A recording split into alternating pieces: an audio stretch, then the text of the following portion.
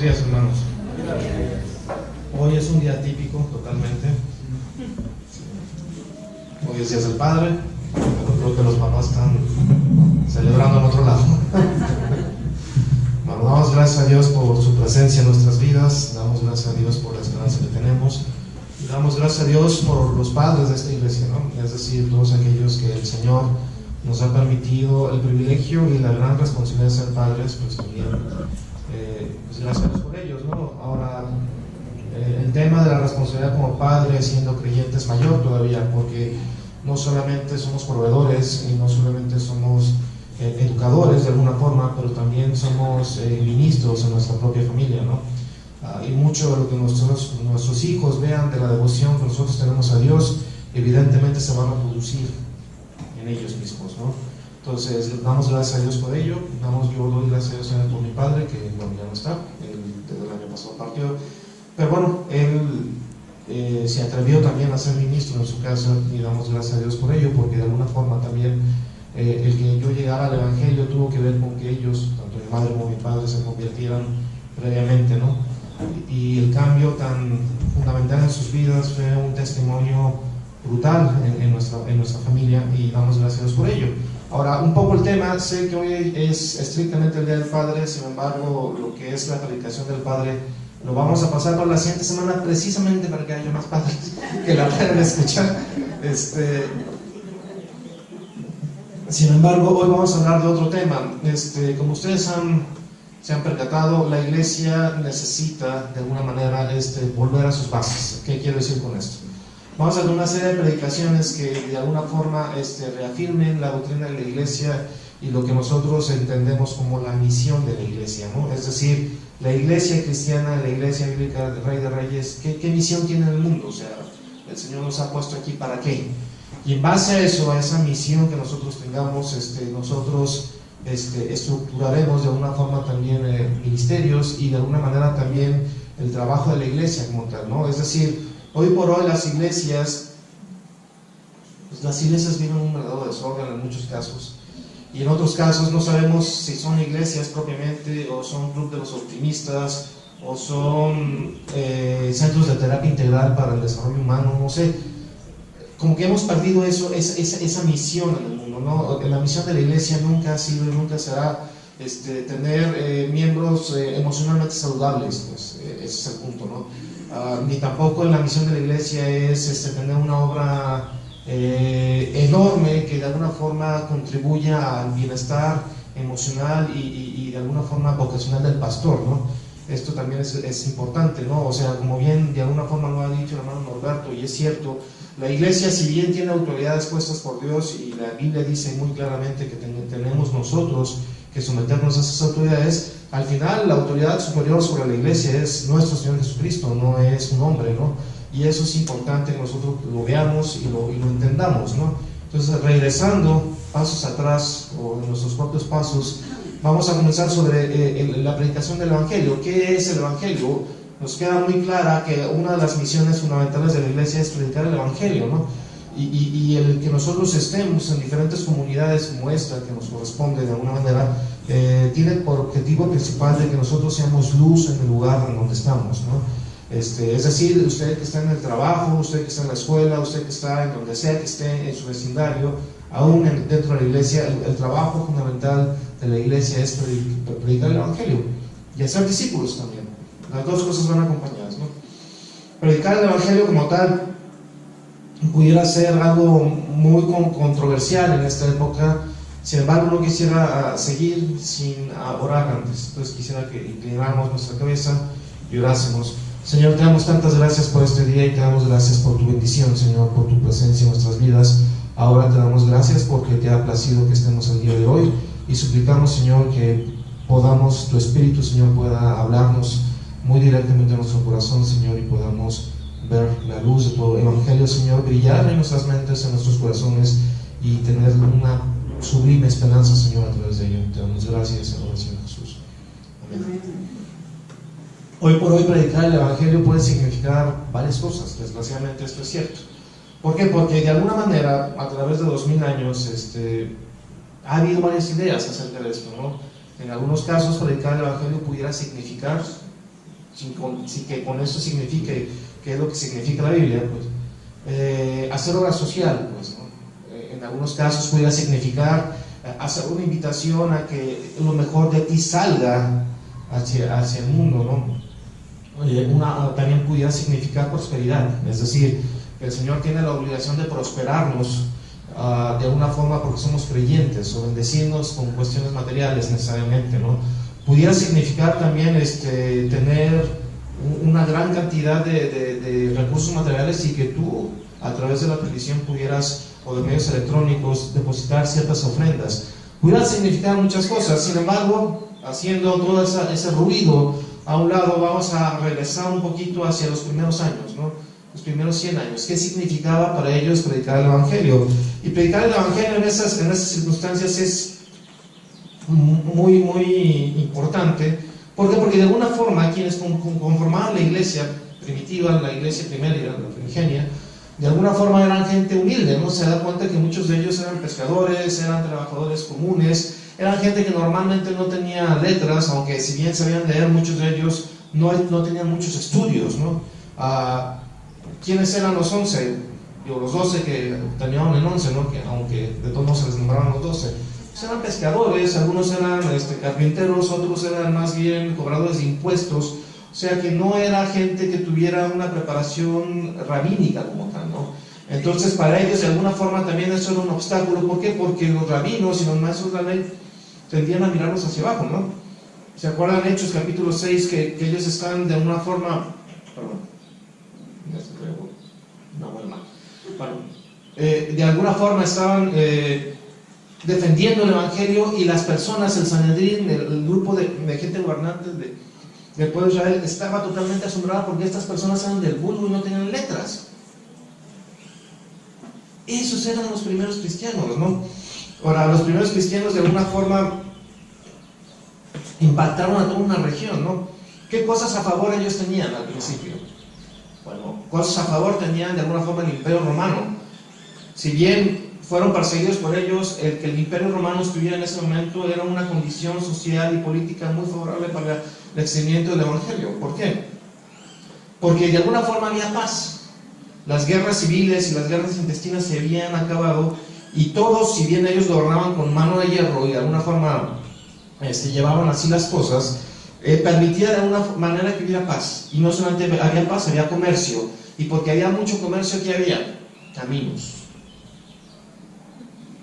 El Evangelio, hermanos, en los primeros años se hizo no en grandes asambleas ni en grandes campañas, se hizo en los caminos de Roma, por gente que anónima totalmente, gente que no tenía, como bien vimos la semana pasada, su biografía escrita y que no aparecen en la Biblia, pero esos misioneros que iban por el camino, que iban hablándole a la gente que iba caminando por ahí, y en los grandes mercados. Ahí es donde se establecieron los primeros evangelistas, persona a persona, uno a uno. ¿Se da cuenta? ¿Qué otra cosa también fue un factor a favor del evangelismo en aquella época? La cultura griega como tal, ¿no? Los griegos de alguna manera se sentían, aunque si bien en ese momento era una colonia de Roma, ellos se sentían intelectualmente superiores. Y de hecho ellos nunca asimilaron el latín como una lengua propia. Entonces ellos inclusive enseñaban en Roma en griego, y el griego se extendió como la lengua de uso común, la lengua franca. ¿En qué idioma se escribieron los 4 evangelios? En griego, ¿no? Y el Nuevo Testamento en su generalidad, en griego. Pablo hablaba en qué idioma? En griego. Lucas en qué idioma hablaba? En griego. Los evangelistas en qué idioma hablaban? En griego. ¿Y qué versión de la Biblia usaban? La Septuaginta, que estaba en qué? En griego. ¿Se da cuenta? Se da cuenta, lo que decía Diana es totalmente cierto. O sea, la historia está dominada por nuestro Señor. Uno puede ver noticias tremendistas de la época, pero todo eso que sucede es ¿para qué? Para la gloria de Dios. ¿Por qué llegó el Imperio Romano?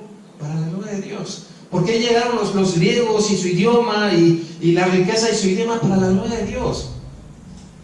Para la predicación del Evangelio. Para la predicación del Evangelio. ¿Qué otra cosa a favor tenían ellos? La religión judía, aunque usted no lo crea. ¿Por qué? Porque la religión judía se había extendido por todo el mundo conocido, la diáspora. Ellos habían establecido sinagogas y prosélitos. ¿Se acuerdan que nuestro Señor Jesucristo les echó en cara que ellos podían recorrer el mar y la tierra y caminos para hacer ¿qué? Un prosélito. Era una religión de alguna forma proselitista que estaba muy bien estructurada en las sinagogas. ¿Qué es lo que hacía Pablo siempre? Primero, ¿a dónde iba? A la sinagoga. Y después de que armaba un alboroto, continuaba con los gentiles, ¿no? El extendimiento del cristianismo como una extensión del judaísmo aprovechó muy bien ese asunto de que los judíos estaban dispersos por el mundo. ¿Sabe que en Egipto, más o menos en la época de Cleopatra, existían 1 millón de judíos? Cuando la población de Egipto eran de 8 millones. O sea, imagínense el impacto que tenía el judío, el hebreo en esa situación. El mismo judaísmo, de alguna manera, por haber apoyado a Julio César en esa campaña, tenía demasiados privilegios. Tenía demasiados privilegios, y uno de los privilegios es que de alguna manera ellos tenían la posibilidad de tener libertad de culto. Entonces a ellos no se les exigía, por ejemplo, que adoraran al emperador o a los dioses del estado, ¿no? Sino que ellos básicamente el único compromiso que tenían es que oraran a su Dios por el estado, ¿sí? Entonces esa libertad de alguna forma también en los primeros años fue extendida también al cristianismo, porque se entendía que era parte del judaísmo, ¿no? Era una extensión del judaísmo. Entonces esas cosas apoyaron fuertemente el cristianismo. Sin embargo, la cultura grecorromana tenía propiamente en asuntos religiosos dos síntomas propiamente. Uno era que ellos tenían una religión de Estado, lo que se conocía la religión, o religio en latín, ¿no? Y la religión de Estado, que básicamente era una especie de culto nacional, tenían a Júpiter como el gran protector de Roma, y todo eso tenía una profunda libertad y había un profundo sincretismo, agarraban elementos de todos lados, pues, ¿no? Sin embargo, existían algo que se conocían como las supersticiones, que tienen un poquito una diferencia respecto a lo que el significado español pudiera significar, ¿no? La superstición en Roma de alguna forma era lo que era el culto propio, ¿no? Es decir, yo podía creer en estos cultos privados, con dioses privados, y de alguna forma eso estaba también permitido. ¿Se acuerdan que el cristianismo fue conocido también como una ¿qué? Una superstición, porque era un culto privado. Sin embargo, aquí vemos con ciertas cosas. Digo, si bien esto eran algunas ventajas, el extendimiento del cristianismo en los primeros años no fue simple y no fue fácil. Significó un profundo compromiso de las personas, porque muchas veces, mi vida iba en deuda de ello.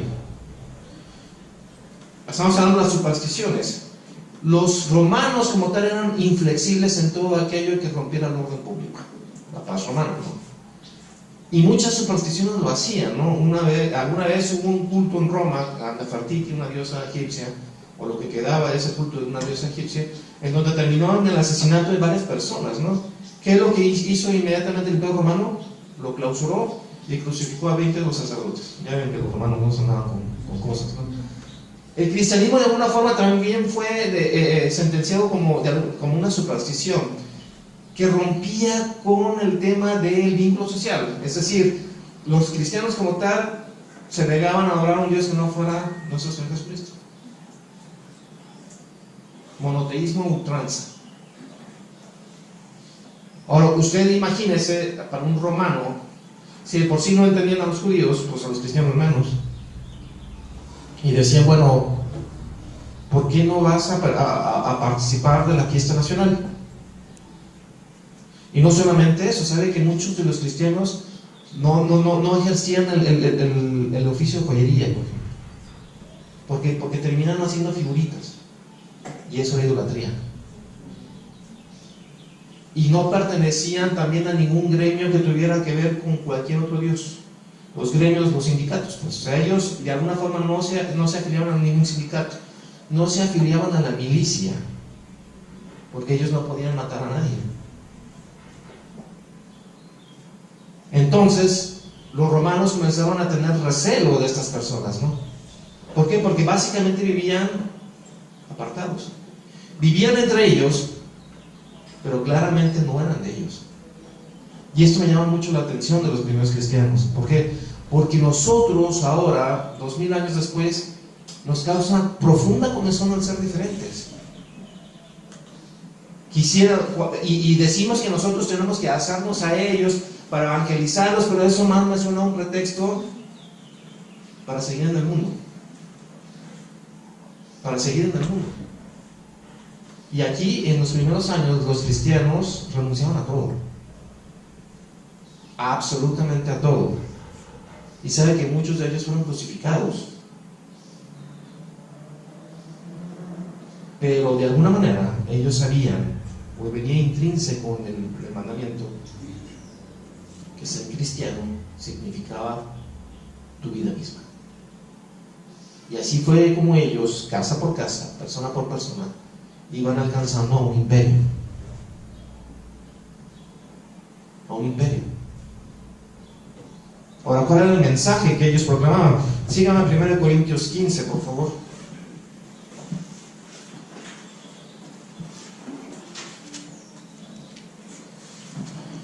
1 Corintios 15. Anteriormente, mundo antiguo, valga la redundancia, la transmisión de las cuestiones, de las situaciones teológicas era a través de lo que se conocían como credos. Básicamente un credo era unas sentencias teológicas armadas en un texto que te aprendías de memoria y que de alguna forma transmitías oralmente. Este es uno de los credos más antiguos que existe. Dice: además os declaro, hermanos, el evangelio que os he predicado, el cual también recibisteis, en el cual también perseveráis, por el cual asimismo si retenéis la palabra que os he predicado sois salvos, si no creéis en vano, porque primeramente os he enseñado lo que asimismo recibí. Pablo lo recibió, y así como lo recibe, lo está diciendo verbalmente. Dice que Cristo murió por nuestros pecados conforme a quién, a las Escrituras, y que fue sepultado y que resucitó al tercer día conforme a las Escrituras, y que apareció a Cefas y después a los 12, después apareció a más de 500 hermanos a la vez, de los cuales muchos viven aún y otros ya duermen. Este es uno de los credos más antiguos, y ese credo de alguna forma empieza a establecer ciertas cosas. Primero, dice que Cristo murió ¿por quién? Por nuestros pecados. Por nuestros pecados. Y aquí ya comenzamos con ciertas cosas, ¿no? Quisiera poner mi dedo ahí, usted también pongo ahí. Vamos a regresar. Pero vamos a ir a Romanos capítulo 3, por favor.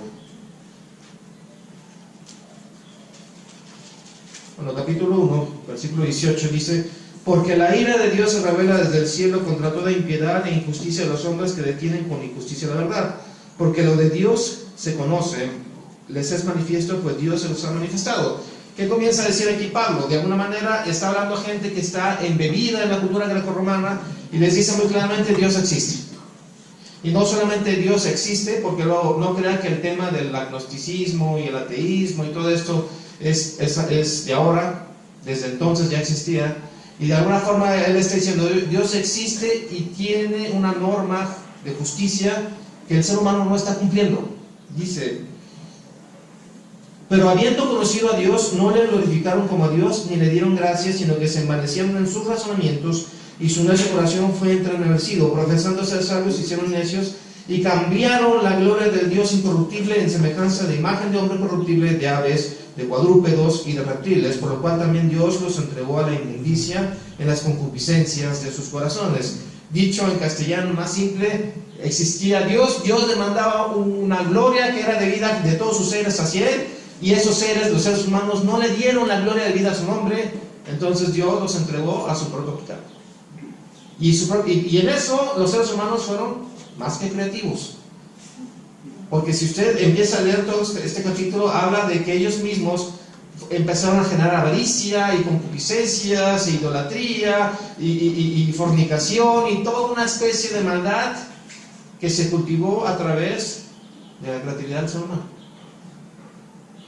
Y fíjense lo que dice el versículo 3, capítulo 3, versículo 9.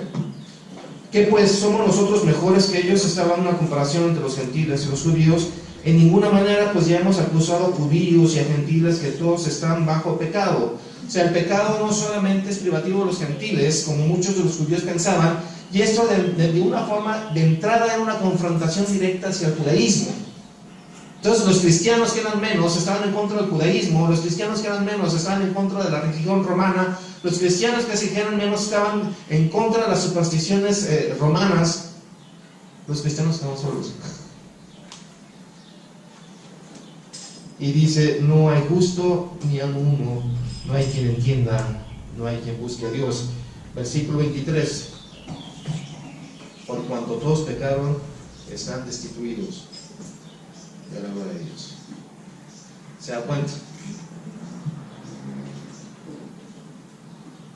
Dice que hay pecado, que hay injusticia, que la gente no le dio la gloria de vida a su nombre a Dios. Dios los entregó a todas sus concupiscencias.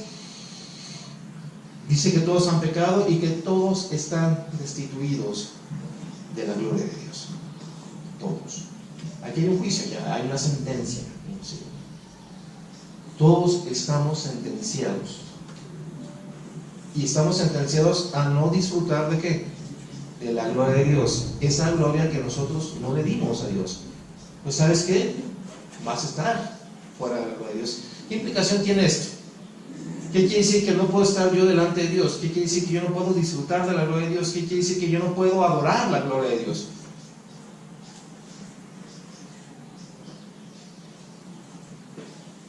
Pues que yo estoy expuesto al juicio de Dios. Y el juicio de Dios se manifiesta a través de la ira, de su justicia. Si yo no voy a estar delante de la gloria de Dios, ¿dónde voy a estar? ¿Dónde vamos a estar usted? ¿Dónde voy a estar yo? En el infierno. En el agua de fuego. En el Hades, en la Gehenna, como se describe en la Biblia. Dice que es un lugar de tormento eterno. Ahora, aquí es donde comenzamos a tener choques con las personas. ¿Por qué? Porque dicen, ¿cómo un Dios de amor puede enviar a la gente un sufrimiento eterno? Pero aquí también es un asunto de lógica. ¿Cuál es la retribución que Dios da a las personas que lo aman? A Él. Vida eterna. Si esa es la retribución por amarla, justa y lógicamente, ¿cuál deberá ser la retribución por no amarlo? Muerte eterna. Muerte eterna. ¿Se da cuenta? ¿Dónde estamos? ¿Dónde estás tú? Fíjense que aquí está algo muy interesante del Evangelio, porque estamos hablando del Evangelio. Aquí está acusando a todos, desde los más pequeños hasta los más ancianos, de todas las religiones, de todos los credos que pudieran existir, de todas las confesiones, de todos los niveles sociales y jerárquicos, reyes, esclavos, todos están condenados. Todos van directo hacia ¿dónde? Hacia la ira de Dios. Sin embargo, aquí dice, fíjense, versículo 26, 25. Versículo 24, siendo justificados gratuitamente por su ¿qué? Por su gracia. Bueno, aquí estamos hablando de gracia. Es muy importante, la palabra gracia no podemos aplicarla si no existe una condena previa. O sea, la gracia solamente se aplica a las personas que ya han sido condenadas. Y eso es muy interesante porque, insisto, o sea, ¿qué sucedería si yo preguntara aquí a primera lectura qué significa la palabra gracia? Todos o la mayor parte me van a contestar un regalo no merecido o algo no merecido. De alguna forma se otorga de esa manera, pero la gracia es mucho más que eso. La gracia como tal es un estado judicial. El detalle es que aquí en México no existe esa figura, en España sí existe uno a uno. Es decir, el rey, el jefe de estado, que es el único que puede aplicar eso, puede extender su gracia hacia un condenado. Ahora, la gracia es muy importante que lo entendamos porque es muy semejante a lo que es el indulto. ¿Y qué quiero decir con esto? En la gracia el condenado sigue estando condenado. La única diferencia es de que no va a sufrir el castigo por sus crímenes. El castigo se hace a un lado. Eso es lo que está sucediendo aquí. ¿Nosotros somos culpables? Por supuesto que lo somos. ¿Estamos expuestos a la ira de Dios? Por supuesto que sí. Sin embargo, Dios en su amor no permite que nosotros tengamos el justo pago de nuestros crímenes, sino que nos da la vida eterna. ¿A todos? ¿A quiénes? A los que creen y se arrepienten. O sea, la salvación no es universal en el sentido de que al final todos vamos a ser salvos. Eso no va a suceder. La salvación es individual y Dios la extiende de esa manera, individualmente. Escuchas el llamado de Dios, vienes, te arrepientes y crees. Porque aquí mismo lo dice, siendo justificados gratuitamente por su gracia mediante la redención que es en Cristo Jesús. ¿Cuál es la base legal que Dios usa para aplicar esa gracia? La redención de Cristo Jesús, es decir, Cristo, nuestro Señor Jesucristo ya pagó el precio. Usted dice, ¿cómo que ya pagó el precio? Ya pagó el precio. Dice Colosenses capítulo 2 que Él estaba en la cruz clavando el acta de decretos individual de nosotros. ¿En dónde? En la cruz. El acta de decreto es exactamente la causa por la cual usted está siendo condenado. Eso es derecho romano. Es decir, si yo, por ejemplo, ahora con el tema del bronco, si yo, por ejemplo, me agarraran robando, pues me pondrían aquí un letrero, pues señor, digo esto porque aquí me cortarían la mano, me pondrían un letrero y me dirían, él robó aquí, aquí, aquí, y él es culpable por todo eso. Se ponía siempre en donde se pagaba la deuda. A nuestro Señor Jesucristo le pusieron un acta de decretos arriba. Dice, este es el rey de los judíos. Dicho de otra forma, lo están crucificando, ¿por qué? Por traición al imperio romano. Esa es la causa romana de este asunto, ¿no? Sin embargo, dice la Biblia que en esa misma cruz nuestro Señor Jesucristo estaba clavando el acta de decretos de Patti, Alma, míos, de Memo, Shirley, y los estaba poniendo ahí. ¿Se da cuenta? La ira de Dios estaba satisfecha en la persona de quién? De nuestro Señor Jesucristo. Y aquí viene una pregunta muy dura hoy, que es el día del Padre. ¿Quién mató a nuestro Señor Jesucristo? ¿Quién lo crucificó? Dios el Padre. Dios el Padre. Está el acta y dice que despojó a aquellos que tenían de alguna forma algo que ver en ello, a los principados, a las potestades, y los exhibió públicamente triunfando sobre ellos. ¿En dónde? En la cruz.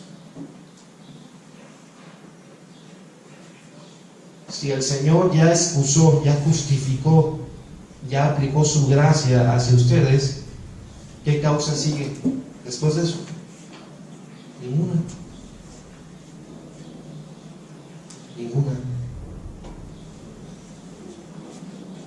Y eso, hermanos, es una buena noticia. La mala noticia, todos estamos condenados.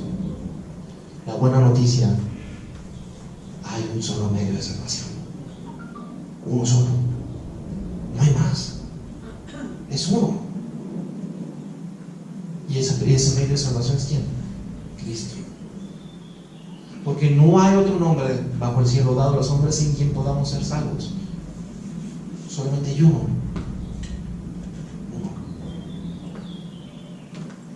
Y sigue diciendo,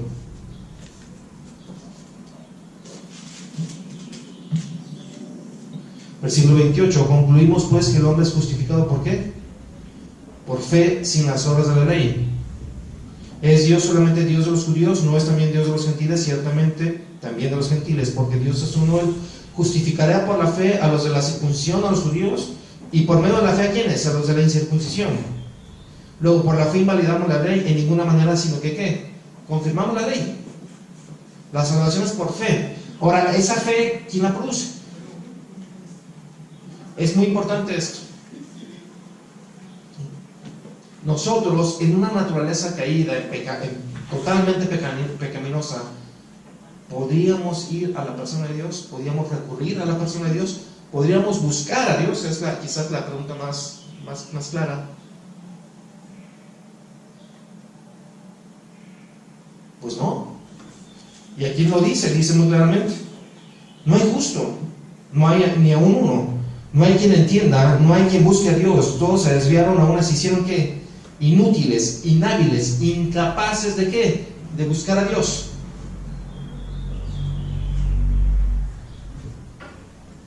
Y eso es muy importante.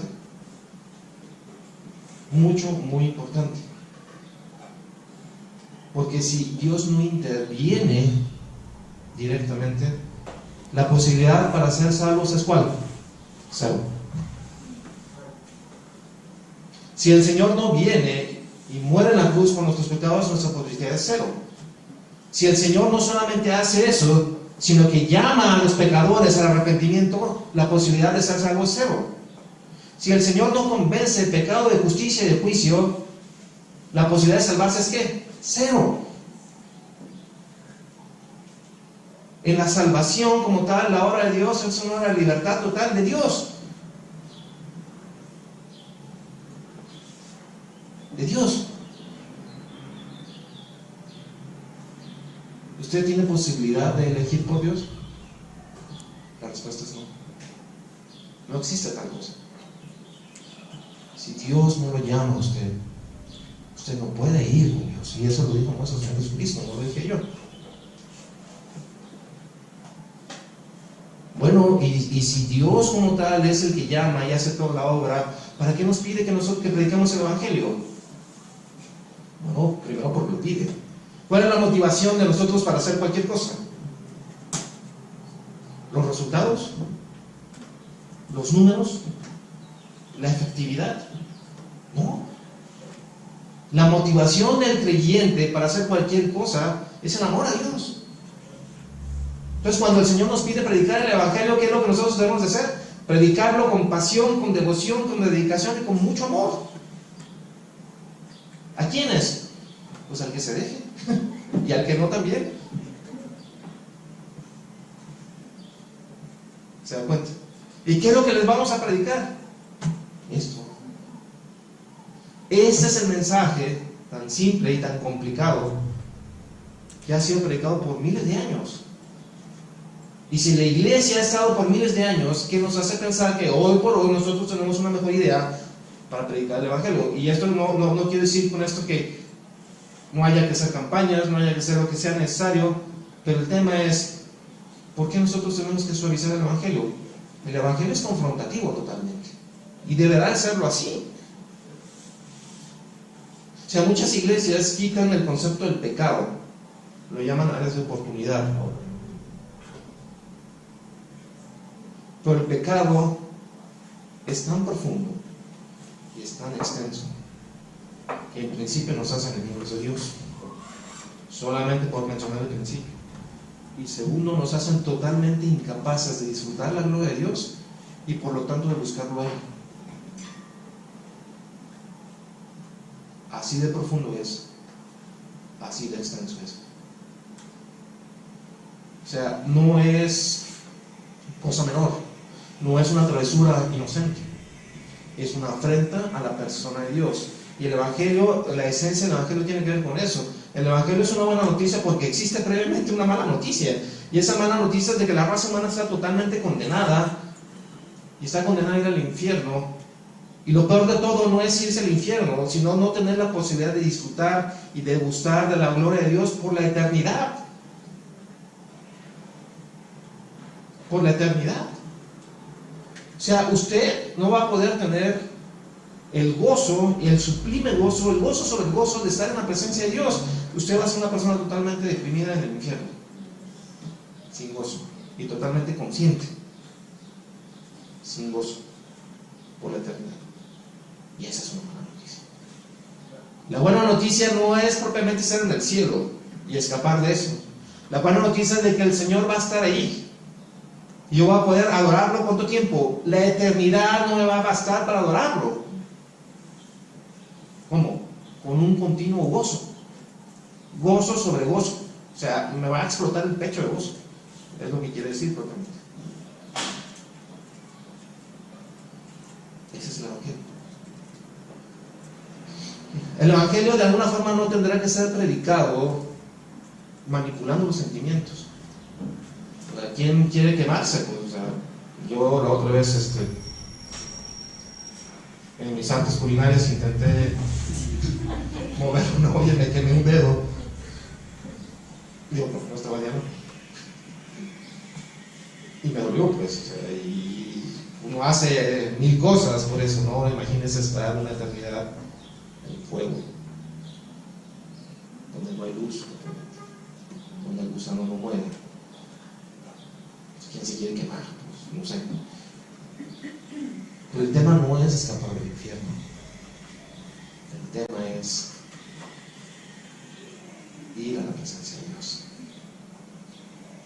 O sea, se predica el Evangelio no para llenar los lotes del cielo, pues. No somos bienes raíces celestiales, pues.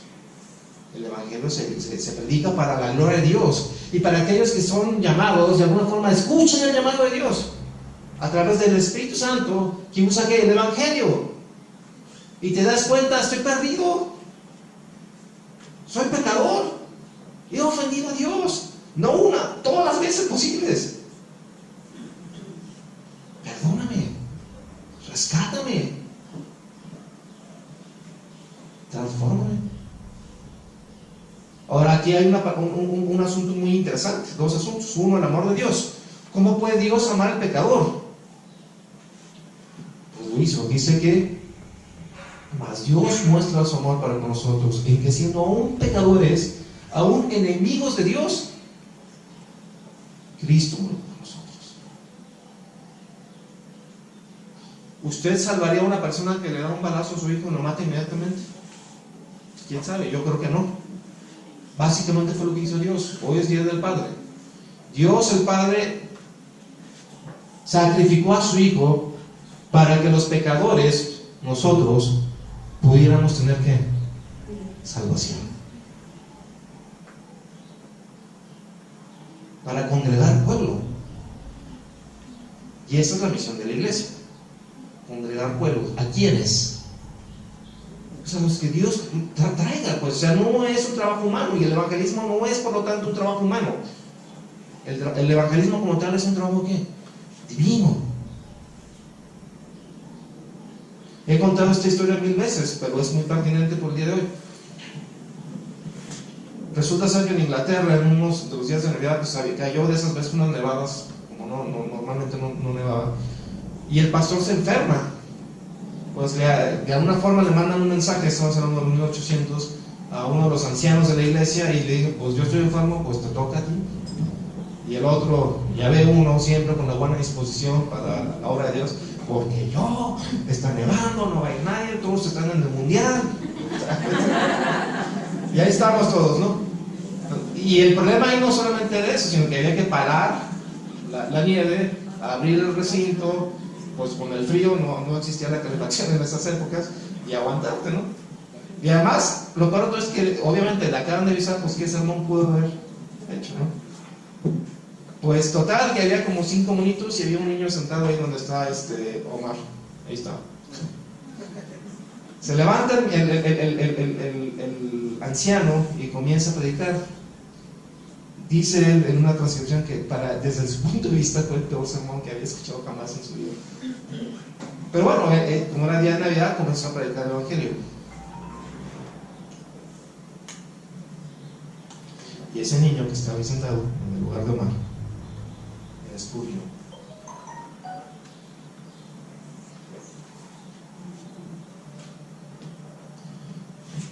Quizás haya sido el peor sermón que se haya predicado, pero el Espíritu Santo obró en la vida de ese niño. Ese niño ese día se convierte al Señor, escuchando que el Evangelio, adornado con 1000 cosas, no, de una forma muy simple. Él se convierte. Para los que no sepan, Spurgeon fue uno de los grandes evangelistas del siglo XIX. Se calcula que millones de personas escucharon el Evangelio por la predicación de este hombre en América y en Europa.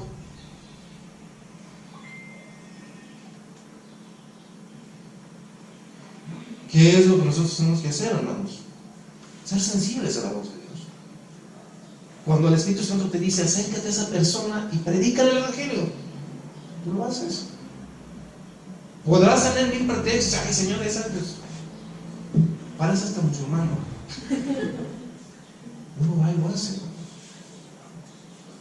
Diana me estaba comentando del tema de Filipinas, hermanos. a su tía abuela de Taiwán. Cuando yo llegué a Argentina hace unos 6, 7, algunos 10 años más o menos, 12 años, fui por cuestión de trabajo, lo primero que pensé, ¿qué estaban haciendo los españoles hasta acá? Lo mismo que que estaban haciendo hasta allá. Pero sabe que el Señor abre los caminos y predica el Evangelio con nosotros o sin nosotros de alguna forma, ¿no? Y usó personas comunes. ¿Usted sabe los nombres de esas personas? ¿Usted sabe el nombre de la tía abuela de Diana más? No es relevante. Para Dios es muy relevante. Porque esas personas dejaron todo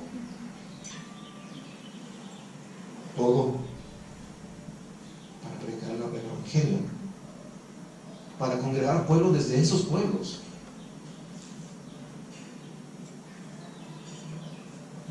Usted sabe que uno de los primeros ministros creyentes aquí en Guadalajara, aquí en la iglesia presbiteriana que está ahí acá en el centro, murió apedreado ahí en esa calle. Y ahora nosotros estamos aquí parados sobre los hombres de ese hombre, predicando el Evangelio.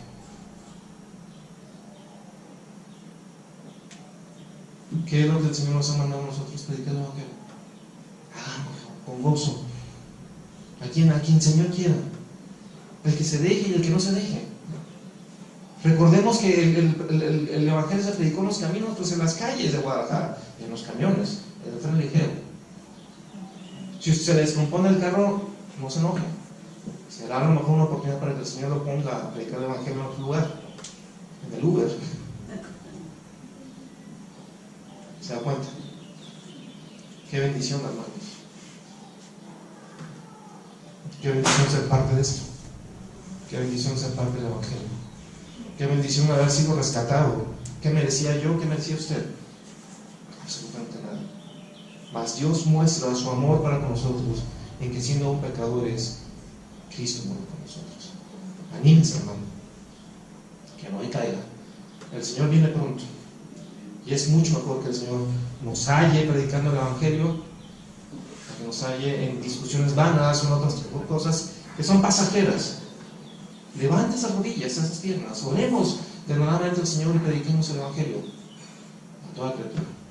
Señor, te damos tantas gracias por este día y te damos gracias, Señor, por tu amor y tu bendición.